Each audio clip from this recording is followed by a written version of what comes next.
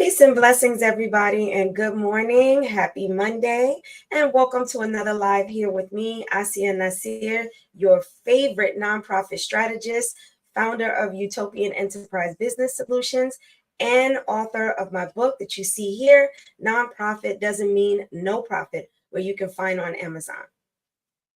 I want to thank everyone who's tuned in each and every week to our, weekly lives here with me, learning different strategies. I've received emails, text messages, comments, DMs, and things like that in my inbox on Facebook, just, appreciating the information and have actually, reached out for one-on-one consultation. I just want to bear with me 1 second. I just want to make a change on something here so that way y'all can see me a little bit better. There we go. All right. There we go. For some reason, I was noticing that my mouth was moving, but everything else wasn't moving the same. So I want to make sure that, it's clear that you can see me and that we have a great conversation. So as I was mentioning before, thank you for those that tune in each and every week. But for those of you that are new to my channel, new to me, Asiya Nasir, I am a nonprofit strategist, grant writer, and I work specifically with nonprofit founders, executive directors, board of directors to really help them fulfill their missions in real time.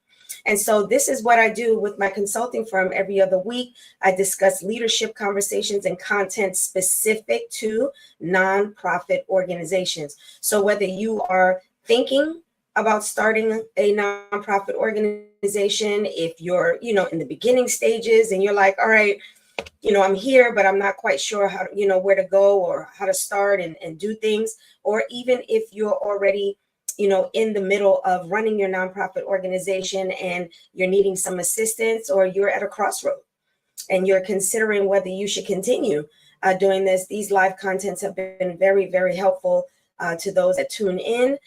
So, once again, we're going to be talking this week is no different about a very, very important topic that has to do with nonprofit organizations and why they're potentially not seeing themselves growing, not able to see themselves even sustainable with what they currently have. And so considering, not moving forward and not getting the grants that they so desire. And one of the things when I'm working, especially with, nonprofit founders, a lot of times, they have so much passion. And I think, if you're in this type of work, in nonprofit work, you have to have passion, for what it is that you're doing. It's a thankless job. It really is. It's a thankless job. However, passion is not enough. Passion is not enough. Passion is not going to keep your programs going. Passion is not going to, bring you the right people and the right team. Passion is great because that's going to keep you going. And just like any other business where it has its ebbs and flows, your passion is what's going to keep you going. But as I mentioned before, passion is not enough. And so there has to be strategy. There has to be strategy behind this. And this is what I talk about when I say I help nonprofit organizations fulfill their missions in real time. And so today we're going to be talking about programs that impact communities. So you have nonprofit organizations, especially when they're working with the youth, elderly, disabled, educational programs, all type of programs they're offering. And what I find is that they're running programs, but their programs are not achieving the funding that they need to continue, nor is the community, rallying behind their programs or vouching for those programs. And so today I'm going to be sharing about 4 to 5 different strategies that each nonprofit, whether you're just starting or whether you're, existing for some time, this is something that you really need to pay attention to, because this could be the very reason why you're not receiving the funding, or why your grants keep getting declined. And you're wanting to turn that around and you're not seeing where that's happening. And it could be right there. The crux of that could be right were your programs that you're running. And so what we want to do is, what we're going to talk about today is not running programs. Yeah, I run programs within my nonprofit, but versus creating impactful programs that are going to keep you sustainable and keep funded. So let's get right into it. Strategy number one is learning the difference. You have to know the difference between activity and programs. You have a lot of nonprofit organizations that are very busy, very busy running programs, and they're doing different activities. I wouldn't even say programs. They're running different activities. They're doing a lot of things. They're very busy. And then you have those nonprofit organizations that are facilitating programs. And there's a difference. It's kind of like what I say when people say I'm very busy. There's a difference between busy and productive. So if you are running programs, or if you're doing things and they're creating a lot of activity, you got a lot going on, you're doing this on a regular basis. However, you are not deriving funding, you're not growing in numbers, you're not sustainable. You have these programs that are hit and misses, and you come and that's it. That's the end of it, right? Programs is something that you have to be very strategic upon. There has to be an objective behind those programs. Those programs have not only a beginning and an end, but there has to be strategy as to what is the takeaway that the recipients are to receive. So the programs have to just not be activity, but it has to be strategic implementation, strategic information being received, and how are the recipients that are receiving it, how is this going to transform their lives? What resources do you need to connect them with to continue to move forward? What are the things that they need to do within the programs for them to be able to be transformative?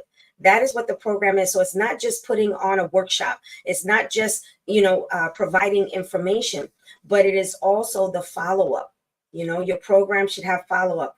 Your program may need to be more than just multiple different activities going on every week, but specific to a particular topic that you see is needed within your group. So if you have a program and you're just doing different activities each and every week, then that's what they come for, is for the different activities. But there's not an objective as to what their takeaway is. How are they going to implement this in their life? How is this going to transform their life? How is this going to inspire, motivate, be transformational? If that is not the objective when you are creating the program and you're just creating some fun activities for people or informational activity, that's great, but there has to be an end goal. There has to be an end goal, a vision of what that program is supposed to bring about. So if you are just doing activities versus programs, and if you don't have an objective to what you want that to look like, what do you want the recipients to be at the end of your program, this is where you are doing a huge disservice to your nonprofit, to your recipients, and the ability to be able to grow, and for your programs to be one that can be funded and supported in that way. So you're going to learn now. So I wanted to start there because you have a lot of organizations that are saying, well, we do have programs, but what you find is you just have a lot of activities going on, but there's no objective to those activities, and there's not a strategy with those different programs. So how do you create strategy? So that's number two. This is what I want to talk about today, is what I call the 3 pillars or the 3 R's of impactful programs. So there has to be 3 things that you consider when you are creating a program. The first, and this is going to tie right into when you're applying for grants and when you are applying for corporate sponsorships or anything like that, this is what's going to be extremely important. And that's relevance. That's the first R, is relevance. Look at your program and ask yourself, does this address a real need? And that's why I was saying you have activities going on, but the strategy behind it. Asking yourself the 3 pillars or the 3 R's. The first one is the relevance. What is, or does this program, does this activity, right? Does this program, let's take activity out of our vocabulary because we don't want to do activities. We want to create impactful programs. So ask yourself, is this program relevant? Is this program addressing a real need? If there's a program that you're putting on for youth, is there a particular issue going on in the youth in your community, whether that's you know, literacy? Maybe they're not reading at grade level, and it's impacting them being able to move forward or impact them into being productive adults, right? Does this have to do with, suicide prevention, and you're dealing with a group of people who have mental health issues, and this is something that they're struggling with, or domestic violence? There's a particular, need for women to get out of, or men to get out of a domestic violence situation, and we're educating them and providing resources and shelter and things like that. There has to be, is there relevance? Does this address a need? That's the first thing. The second thing is the reach. Is this program scalable and sustainable? Is this program one that can be transformed or increased in large number, or is it just created for, just a small group of people? Is this something that can be taught online, where you want to expand? Is this a program that can be done in different states with different facilitators? Is this a program that people would want to fund, want to sustain, because there is, and here's the next thing, the results. That's the third R, the third pillar that you have to consider, which are the results. Are you measuring the outcomes? I, as a grant writer, have had so many clients that I've had to tell them, when they ask me to write a grant, and I ask them, what are the results of their programs? Where are their programs from? All of these different activities you're telling me you're doing, we put on this program, put on that program. Where are the recipients now? What has been the outcome of those programs? Have you had, if you're teaching educational programs with children who were not at reading level, and you had 20 kids, out of those 20 kids, when you first started with them, how many of them are now reading at reading level? How has that impacted their behaviors? How has that impacted their relationship with their teachers, in the school? So it's, were they in IEP programs, and now they're no longer in IEP programs? So I'm giving this just as examples, right? These are the things that are result driven. Your programs were created with that objective. What is the takeaway with these programs, right? So the results are going to be, you're measuring, did we meet our objective? Did our vision for this program actually come to fruition? Is it fulfilling our mission in real time? These are the things that you have to consider. And if you have not asked these questions when creating a program, and you're not measuring, you're just, okay, we finished this program, now we're looking for another program. Now we're looking to facilitate another program with no outcomes of the last one.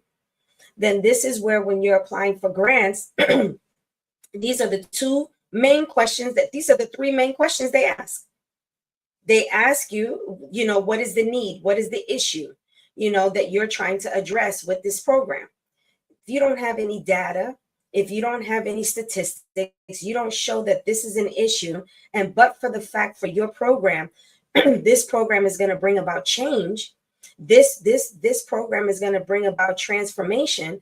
They're looking at, okay, so what's the relevance of this program? Why are we putting on this program? No one needs it, right? Versus you showing them the need and then showing the outcome. This is where they started. This is where they are now in this program, or after completing this program.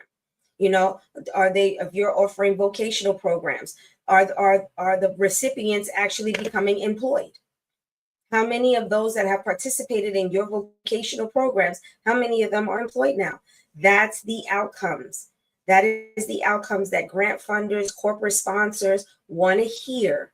So if you are creating programs and you are not asking these three pillars, which is relevance, results, and reach, if you're not asking these three questions, your programs are not result driven, and they're not creating the impact needed for you to be able to articulate it to someone who can sustain your program, and much less grow it, right?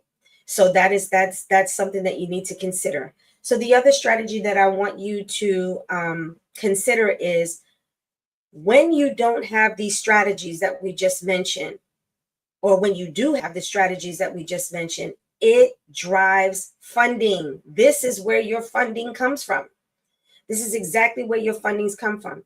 And the reason why I say this is funders, I would say grants in particular, whether local, state, or federal, grant funding or private grant funders.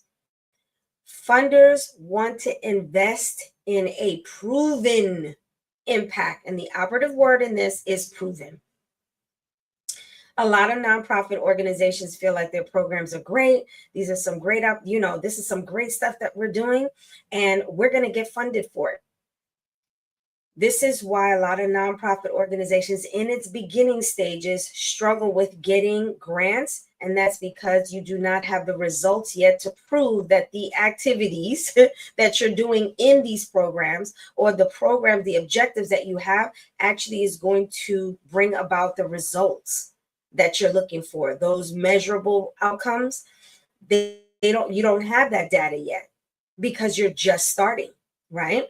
So when you're looking for grants, again, that second pillar that I mentioned is the results. Are you measuring outcomes? If you are not measuring this, you cannot prove to a funder that this is a program that is worthy of funding, so that way we can continue to sustain what we're doing and scale what we're doing, actually climb, expand, and grow. You can't prove that because you have no data. So the data that you derive is going to be extremely important, and it's going to drive the funding that you need, because no one wants to throw money to a sinking ship, right? If your programs are not creating the impact, they're not transforming, they're not creating change, a grant funder is going to see that because you don't have the articulation. You cannot show how your programs have impacted people. So when you're applying for grants, those results, those outcomes, showing the need and how you are the solution, this program is the solution to that need, you're going to find it you're going to find it hard pressed to have any grant funder want to give you money. So if you don't take anything away from anything that I've said, remember this: funders want to invest in a proven outcome, proven impact. They want you to prove that we're already doing this without your money. Your money is going to continue to allow us to do what we're doing and expand what we're doing. So it's extremely important that you keep those three pillars that we discussed in mind. And then number 4, what I want to share with you is credibility in the community. This is extremely important. Sustainability is what's going to allow you to be credible. And what I mean by that is consistency. Consistency of your program is what's going to allow the community to look at you, your colleagues, those that are going to provide the opportunities for you to present your programs. They're going to see you as a viable, credible nonprofit organization providing an impactful solution to something or a void that is happening in that community. And that's through consistency. You can't be consistent if you don't have the funding to keep you sustainable. So being able to provide programs that grant funders can fund, corporate sponsors can support, individual donors can support when you show the impact, that is what's going to create that credibility. Credibility is what's going to create referrals. So if you're looking to work with youth and you've done a great program at a particular school, guess what? Another school may hear about it. Teachers speak to other teachers that may work in a different district, or they go to a networking event and talk about this great program that, your organization came and actually facilitated. This is where word of mouth, now you're not reaching out, they're reaching out to you and saying, hey, we heard about this wonderful program. It had such a great impact. It transformed so many, children's lives or whoever the recipients are. It had such a big impact. we want you to come here. This is where the scalability comes in, where now you're scaling your programs and you're providing them in more than one place. Because of that credibility, people are now talking about you. And not only does credibility help you in that aspect, but it also assists you in being able to derive collaborations with maybe larger organizations that may have a certain program that they're offering. However, there's a missing piece and you are the missing piece. And now they employ you to be able to say, hey, come, and we have funding, or we already have funding. We just need this piece here. So that way it can all come together. So now you are collaborating and expanding your visibility. You're expanding your credibility within the community. You are helping more and literally fulfilling your mission in real time, because your programs are now consistent, because the grant funders, the corporate sponsors, the individual donors can now see the impact that your program is wearing, because it is doing, because you are literally living by those 3 pillars, right? Relevance, results, and reach. Having that objective. What is the objective out of this? And making sure that everything that you do, you are fulfilling that mission, that objective for that program in real time. In real time. Right? So I want you to be in a self-reflective mode right now and ask yourself these 2 questions. Ask yourself these 2 questions, because this is going to help you see, like, are we there, or is the things that Asia is talking about, we really need to make some change here. So here is where I want you to ask yourself these questions. What is one program, not all of your programs, but just think of all of your programs. Which is one program that your nonprofit currently facilitates, currently runs, that you wish you had would have greater impact or community impact? What's one program that you do that you think is great? You think like this should really help my community, and you're finding that it's not having the great impact that you want it to have. I want you to think about that particular program and think about the 3 pillars that we just asked. Are we just doing a bunch of activities, or do we actually have a program with an objective in mind, and that we have not only an objective in mind, but is it relevant? Is it fulfilling the needs of the community? Is this something that really is something that is going to help be transformative? Do we have results for this, right? All of the things that we just talked about. Does this one program that you're finding is not having the impact that you wanted, is it falling in these categories that you're like, yeah, we're not having that, we don't have this, we don't have that, or we're missing this piece here. And that could be why we're not getting the funding that we need, why we're not getting recipients or referrals and things like that as a nonprofit organization, or getting people to come to our programs. This may be why. So ask yourself and look at that program, or if you have more than one, look at that program and ask yourself that question. And then number 2 is, how are you currently measuring the outcomes of your program? How are you currently measuring it? So if you're not measuring it at all, you already know that's a problem.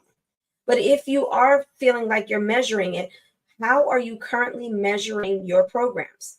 Is it through stories that you're sharing either on your website or on social media? Are there the numbers, the statistics, as I was mentioning before? How many people started this program where they were, and I'm just going to use reading because it's just an easy, how many of them came with illiteracy?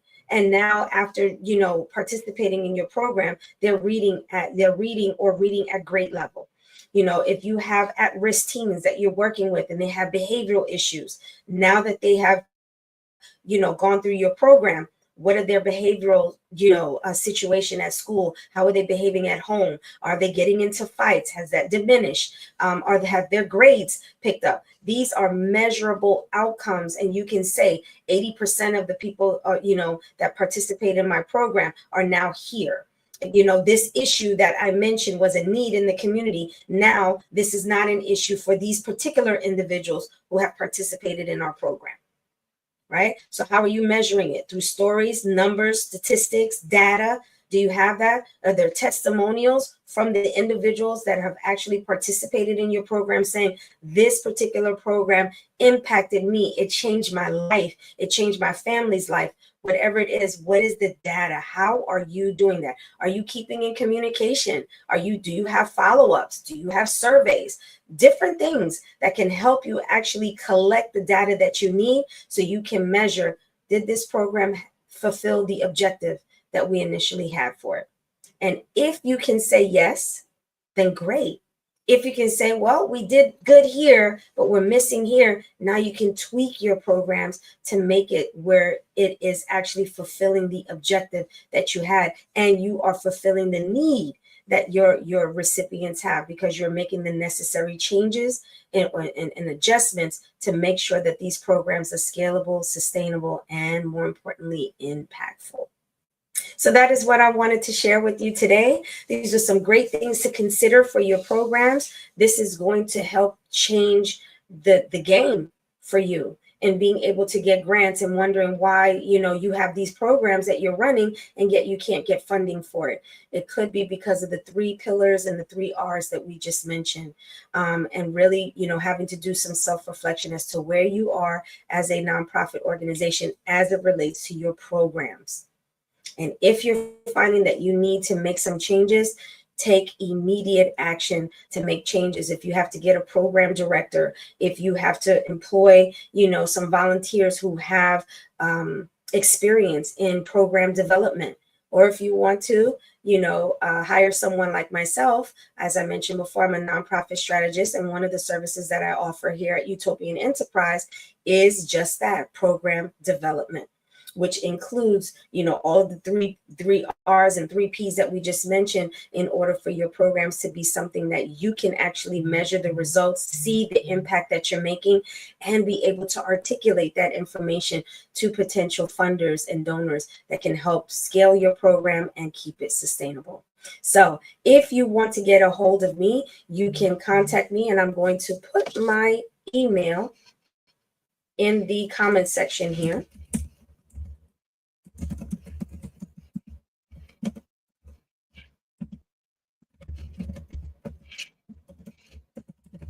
You can reach out to me and we can set up an initial consultation.